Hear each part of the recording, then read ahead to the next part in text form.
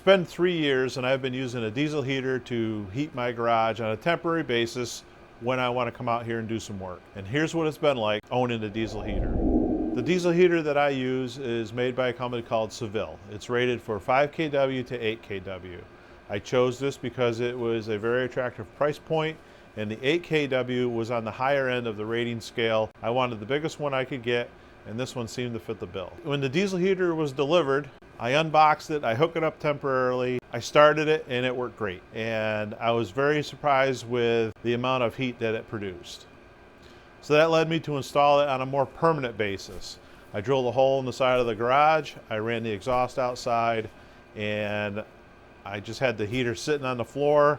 I filled it up with fuel, and I ran it for 3, 4, maybe 5 weeks. And that's when I had my first problem. My first problem was I had soot buildup inside a diesel heater. Now that soot buildup was caused because the exit of my exhaust created a low point. So my exhaust ran from the diesel heater at a little bit of a low point and then it went up and exited the building. That low point caused a lot of problems. The exhaust backed up, created a lot of soot on the inside of my diesel heater. Once I had learned what I had done, I took it all apart, cleaned it all out, put it all back together, remounted the diesel heater to where it is today currently, and I haven't had a problem since. Well, that's not 100% true. I had one other problem. I made it through the first year without any more problem. It heated great. I was very happy with the diesel heater. It was doing exactly what I wanted it to do. Year 2 came along and I had run it out of fuel at the end of year 1. And year 2 came along, I filled the fuel tank up and I started the heater and I immediately noticed I was dripping fuel. So there's an inline fuel filter and the one that I had cracked and it was leaking fuel. So I took the fuel filter out and I couldn't find a replacement filter locally, so I had to order one online. But in the meantime, I had hooked the fuel line right directly to the pump and I've been running it that way ever since without any issues. I know, I should probably put a filter in it. And I do have the filter, I just haven't installed it yet. So for all of last year, this thing ran great, even without the filter.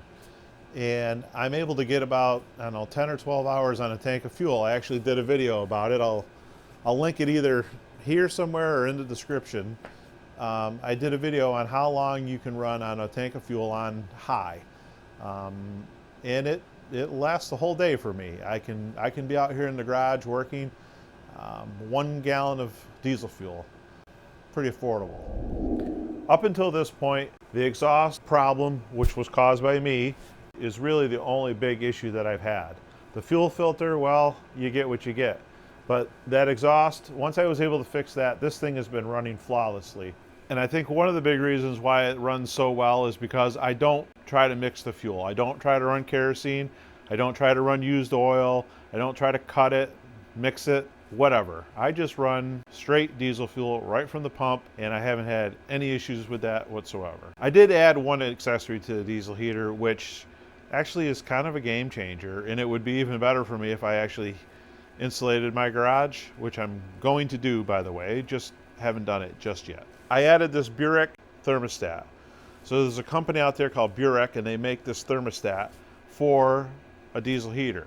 And it works just like a thermostat in your house. You set it and it warms up the area, shuts the diesel heater off, it gets cold again, turns the diesel heater back on. It works way better than that dumb controller that comes with the diesel heater, at least with mine anyway. People provide power to their diesel heaters a number of different ways. It needs 12 volt power to run properly.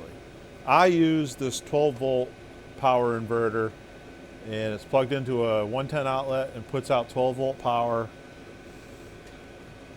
All I did was put a cigarette lighter plug on the end of it and I plug it in and it works perfectly.